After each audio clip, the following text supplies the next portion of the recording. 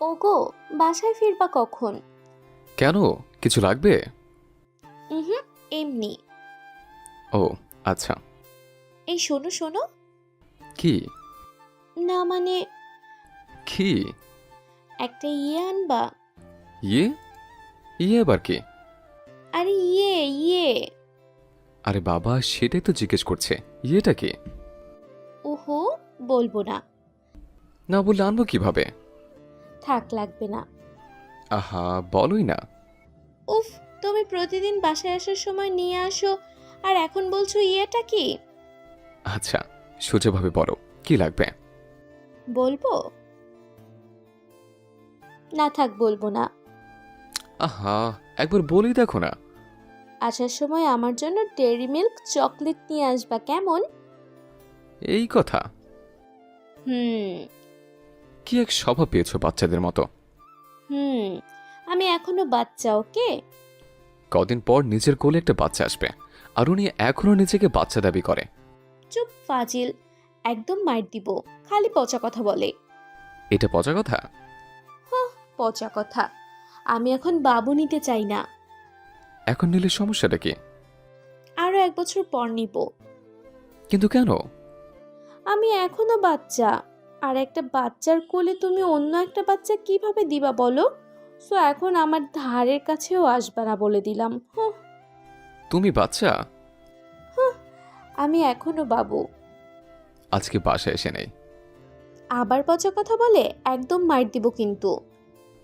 আজ রাতে বাসায় এসে নেই, তারপর পচা কথা কি সেটাই বোঝাবো। আমি রাতে আম্মুর সাথে ঘুমাবো তাহলে। এহ, বললে হয়ে গেল। রাতে বাসায় এসে নেই। দাঁড়াও। চুপ, খালি দুষ্টুমি দুষ্টুমি ছাড়া একটা কিচ্ছু বোঝে না, ফাজিল একটা। বুঝতে চাইও না। রান্না আছে, ফোন রাখছি এখন। মেয়েটার সাথে আমার বিয়ে হয়েছে আজ 2 বছরের কাছাকাছি। নাম নীলিমা। অ্যারেঞ্জ ম্যারেজ ছিল আমাদের। জীবনের প্রেম কি জিনিস সেটা কখনো বুঝতেই পারিনি, কারণ ভার্সিটি লাইফে একটু হাপাগোপা টাইপের ছিলাম। বলতে গেলে খুব বেশি বোকা টাইপের। মেয়েদের চাওয়াপাওয়াগুলো বুঝতাম কম, তাই কখনো প্রেম করতে পারিনি। কিন্তু নীলিমাকে বিয়ে করার পরে কেমন যেন চালাক হয়ে গেছে। সে বিয়ের পর থেকে আজ অবধি একটা অভ্যাস প্রতিদিনই কন্টিনিউ করতে হয় আমাকে। সেটা হচ্ছে প্রতিদিন অফিস থেকে বাসায় ফেরার পথে নীলিমার জন্য চকলেট আমাকে নিতে হবে। আর না নিয়ে গেলে তো হয়েছে, শীতকালে কালবৈশাখী ঝড় শুরু হয়ে যাবে। আচ্ছা, একটা কথা বলো তো নীলু, কি? প্রতিদিন এত চকলেট খাও কেন? আচ্ছা, তুমি প্রতিদিন ভাত খাও কেন? পেট ভরানোর জন্য। আমিও চকলেট খাই, আমার পেট ভরানোর জন্য। চকলেট খেতে খেতে নীলিমা আমার প্রশ্নের উত্তর দিল। চকলেট খেলে মানুষের পেট ভরে, সেটাই প্রথম শুনলাম আমি। চকলেট খেলে কারো পেট ভরে? আর কারো পেট ভরে কিনা জানি না, তবে আমারটা ভরে। অদ্ভুত অভ্যাস তোমার।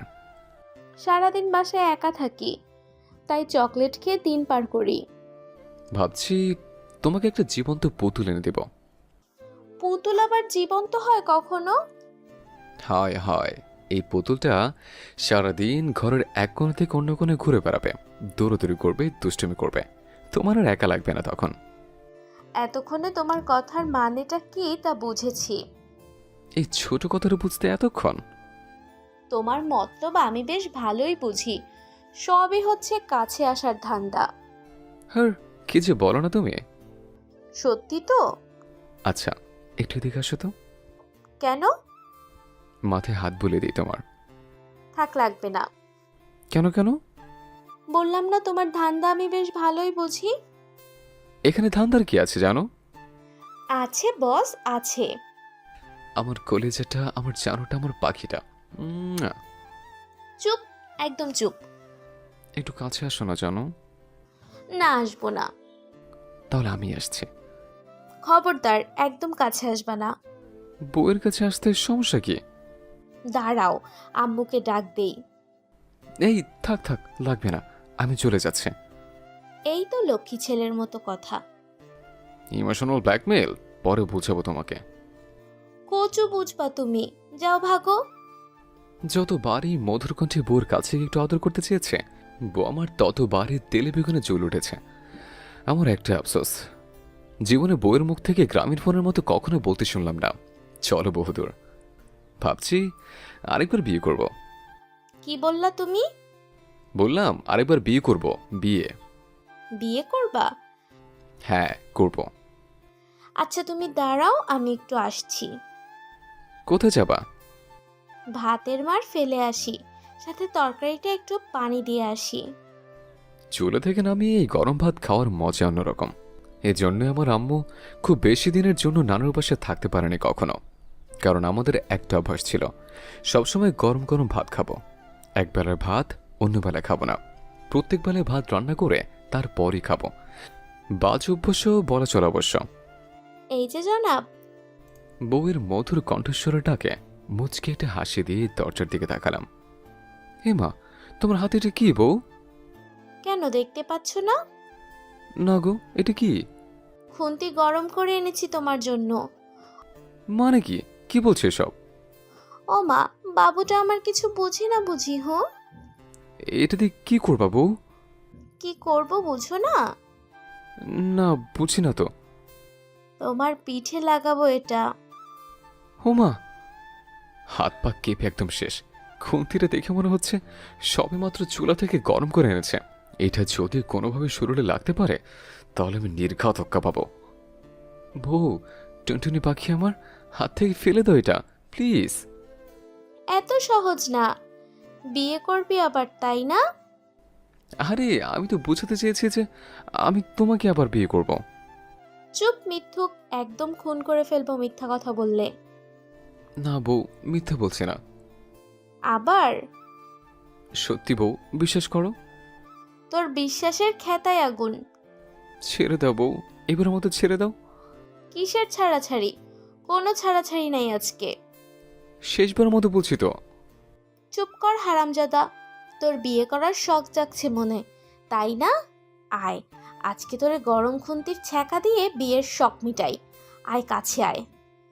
আসবো না, আসবো না। আয় কাছে আয় বলছি।